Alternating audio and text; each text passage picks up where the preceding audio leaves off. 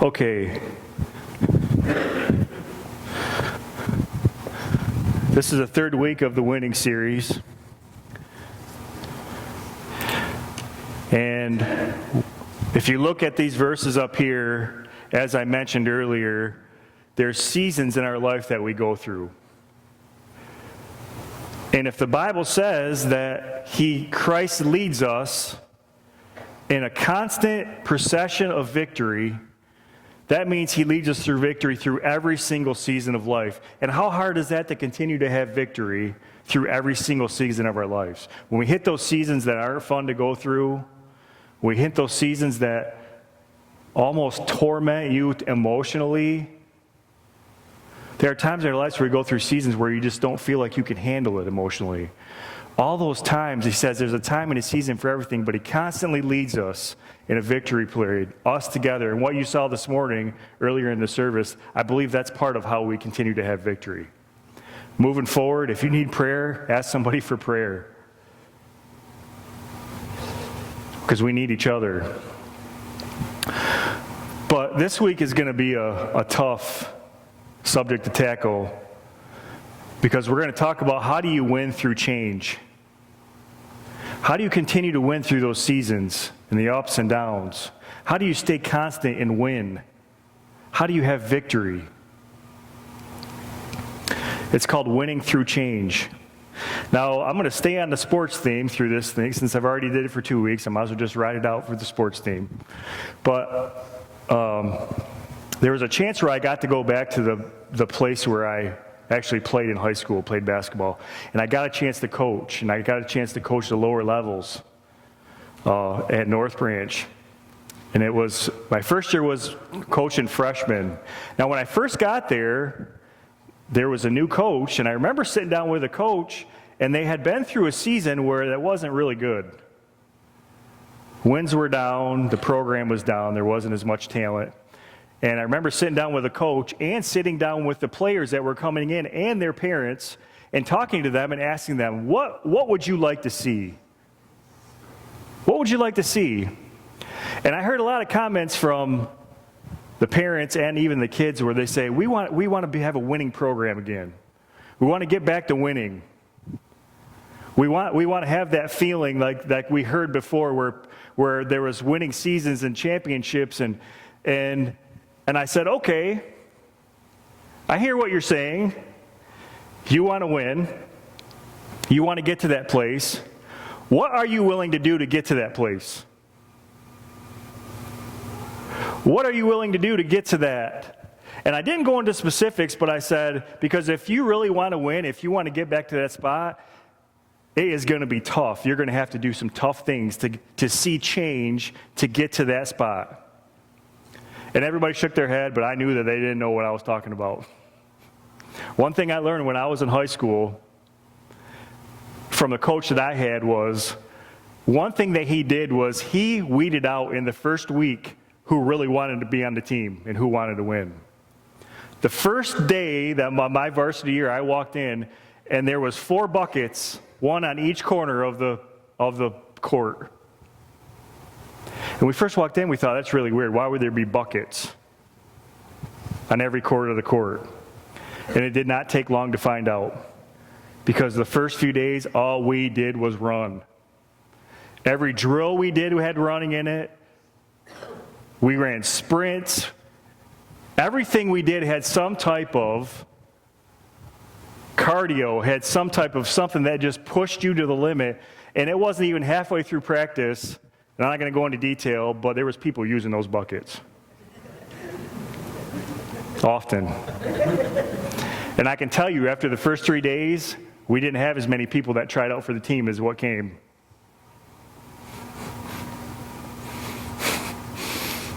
It was tough.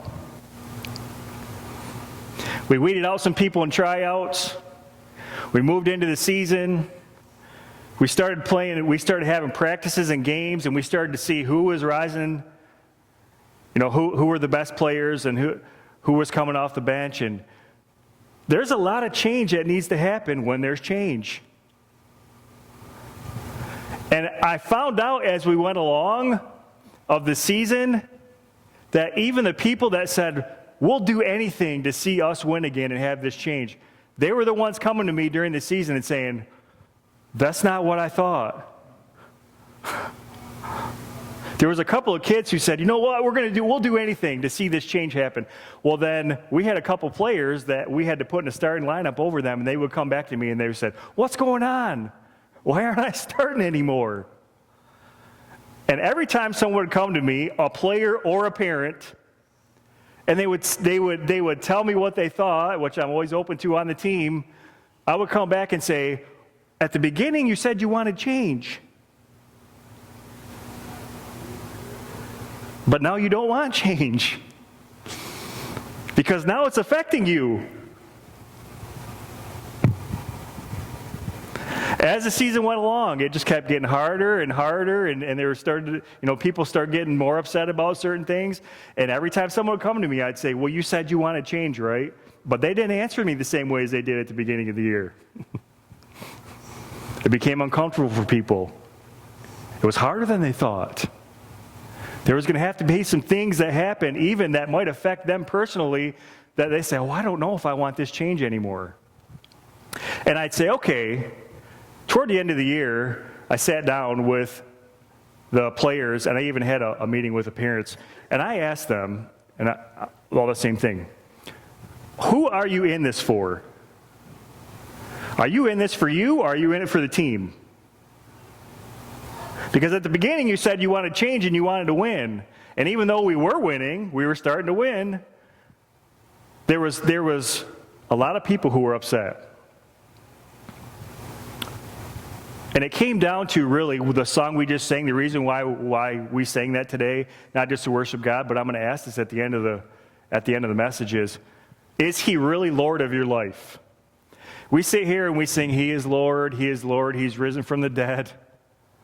Every knee shall bow, every tongue confess. But when it comes down to it, will we bow our knee when the Lord wants to change something in our life and it's not a way that we want? It's not going to be like we thought. It might be more uncomfortable than we thought. Or we come to the point where we realize that for us to have that change, that we're the ones that's going to have to change. Will we still bow our knee to the Lord and say, you are Lord? You see, because that's how it starts out. That's how we start out. We say, Lord, get me out of this situation. Lord, I want change. I don't want to be in this anymore. I don't want it to be like this. I don't want to have to deal with. I want my circumstances to change. I want them to change. And it's just like in Deuteronomy. In Exodus chapter 14, verse 11. Let's read this, because I want to show you what happens here. Exodus chapter 14.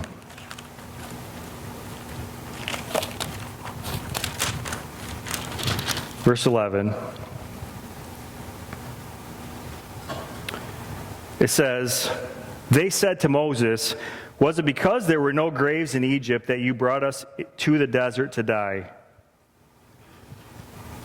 What have you done to us by bringing us out of Egypt? Didn't we say to you in Egypt, leave us alone, let us serve the Egyptians? It would have been better for us to serve the Egyptians than to die in the desert. Now, they're saying this right now, but if you go earlier in Exodus, you'll see that what happens was when the Lord first called Moses at the burning bush, he said, I hear the cries of the Israelite people. I hear their cries out because of their suffering. They're crying out to God saying, Lord, do something about this. He says, I hear that, and I'm worried about their suffering. And he wanted to send Moses. So the Lord said, okay, I hear you. You want change, so I'm going to send you somebody to change. And then we get to the Red Sea, and they're doing the same things that my players did in my freshman year. They're getting ready to have one of the biggest victories of their life, and they're complaining and saying, why, even though they didn't know that, why did you bring us out here to die? Lord, why did you bring us out here to die? They were just asking for the change, and God's changing their lives. He's bringing them to a place to go through. They can get into the desert and go through, but they're saying, oh, this is affecting me now. Man, this isn't happening the way that I thought it would. Change is not happening the way I thought it would. This is making me uncomfortable. This was not the part I thought I was going to play in this whole thing of bringing change, because this is not fun. We cry out for change, and then when change happens, we don't want change.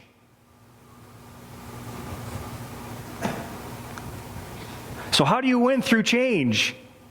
Because change is never going to be easy. Change is never going to be easy. You see, here's the difference between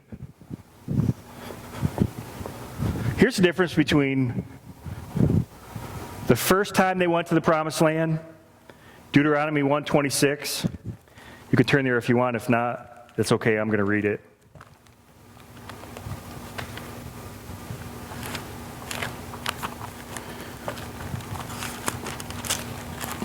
Deuteronomy 1:26 says this. They got to the Promised Land, and this is in Deuteronomy. He's retelling the story. But you were unwilling to go up. You rebelled against the command of the Lord your God. You grumbled in your tents and said, the Lord hates us. So he brought us out of Egypt to deliver us into the hands of the Amorites to destroy us. And you see, as this moved forward, that they get to the Promised Land, and they see these giants in the land, and they say, we're not going. They didn't do what the Lord told them to do. He's trying to bring them change, but then they wouldn't do what the Lord told them to do because they didn't trust his way of changing their circumstances. And then you go to Joshua chapter 1. This is the second time.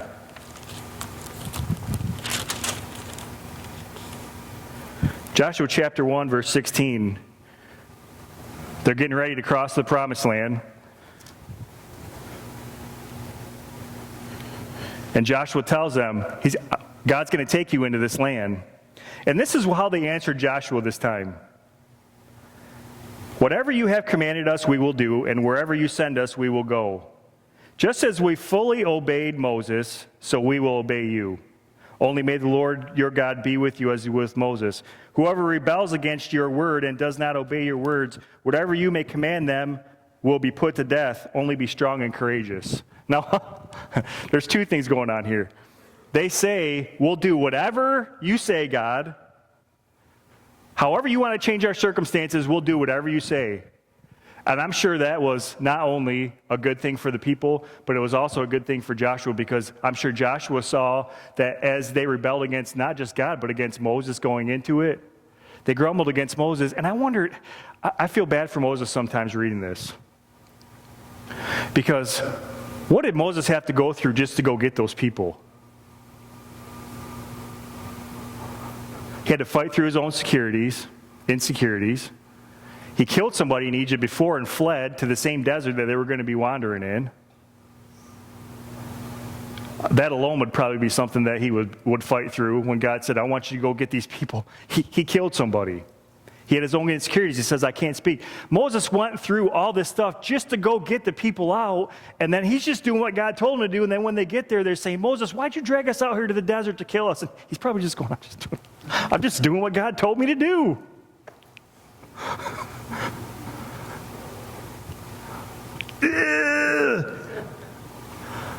Imagine how frustrating it would be for Moses.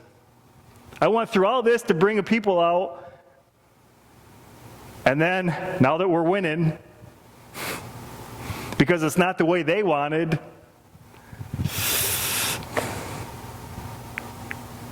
the difference between the first time and the second time was they said, okay, God, however you want to do it, you do it. Doesn't matter if I'm uncomfortable. Doesn't matter if it happens in a way that I thought or not. You do whatever you got to do, God, to get us to that victory. You do whatever. And you know what? I think Moses is a type sometimes that you look at of like God, because God prepared Moses for that job. He wandered in the same desert that they had to go through to get to their Promised Land. Moses knew the place. And that's just how we are sometimes. Jesus paid the price for us. Remember week 1, we said that we fight from a position of victory, not for victory. Jesus has been through it. He died for our sins. We can trust him. We can trust God with whatever way he wants to bring us through change. but sometimes we don't. And it's because we're human. It's because we're human.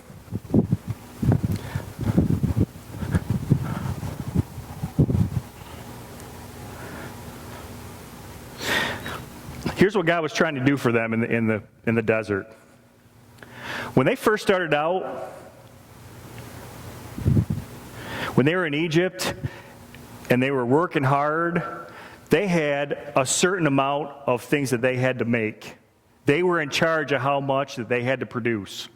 It says because of the slave drivers that the Lord heard their misery. They had to get so much done, and they kept upping the stakes, and they had to work, and they had to work, and they had to work. Then all of a sudden they get into the desert, and God says, okay, now you're not going to have to provide for yourself. I'm going to provide for you. You just have to learn how to trust me. You see how that is for us? We go through a lot of our lives, and we're in control. We're so used to, we have to do it, we have to do it, we have to do it. And he says, okay, I'm going to take you in a desert experience, and I'm going to teach you how to trust me. I'm going to provide, but I'm going to teach you how to trust me. And that's the hard part about us. We're human. So whenever he wants to change something in our lives, we're going, no, because we're so used to being in control. We're so used to being in control, but God wants to be in control. They didn't have to work anymore. They didn't have to be, they just had to trust God. I heard a quote one time from a pastor that has stuck with me for years, and it was about pride. Because sometimes we can all sit down, and if I asked you, do I have any pride in my life? Some people, we could look at our lives and think, I don't know if I have pride in my life. But we're all human. I think we all have some degree of pride in our life. And pride is what stops us from trusting God because we think that we can do it, or that we're able to do it. But if you don't think pride is dangerous, listen to this quote. This pastor said this. You might not think that pride is dangerous, but pride made a devil out of an angel.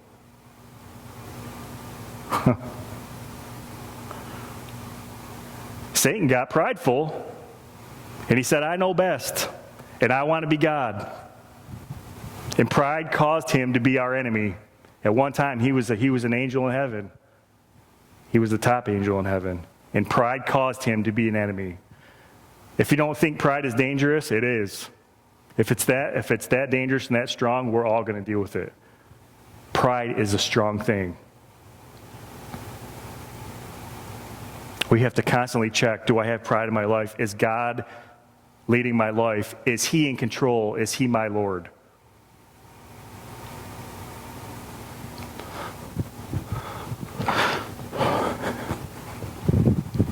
It's hard being in that desert experience, and it's hard to win through change.